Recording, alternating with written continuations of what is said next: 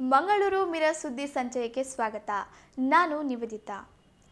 Tipper ಲಾರಿಯೊಂದು scooter ಮೇಲೆ ಹರಿದ ಪರಿಣಾಮ ಇಬ್ಬರು ಸಾವನ್ನಪ್ಪಿದ ಘಟನೆ ನಂತೂರು ಸರ್ಕಲ್ನಲ್ಲಿ ನಡೆದಿದೆ. ದ್ವಿಚಕ್ರ ವಾಹನದಲ್ಲಿ ಇಬ್ಬರು ಸಿಗ್ನಲ್ ಕಾಯುತ್ತಿದ್ದ ವೇಳೆ ಏಕಾಏಕಿ ಬಂದ ಟಿಪ್ಪರ್ ಲಾರಿ ದ್ವಿಚಕ್ರ ವಾಹನದ ಮೇಲೆ ಹರಿದಿದ್ದು, ದ್ವಿಚಕ್ರದಲ್ಲಿ ಇಬ್ಬರು ಸವಾರರು ಸ್ಥಳದಲ್ಲಿ ಮೃತಪಟ್ಟಿದ್ದಾರೆ. ಸ್ಕೂಟರ್ ಸವಾರ ನಗರದ ಸುಲ್ತಾನ್ ಬತ್ತೇರಿಯ ಸ್ಯಾಮ್ಯುಯಲ್ ಜೆಸುದಾಸ್ ಹಾಗೂ ಅವರ ಮಗನ ಪತ್ನಿಯ ದೊಡ್ಡಮ್ಮನ ಮಗಳು ತೊಕ್ಕೊಟ್ಟಿನ ಭೂಮಿಕಾ ಮೃತರು ಎಂದು ಪೊಲೀಸ್ ಮೂಲಗಳು ತಿಳಿಸಿವೆ.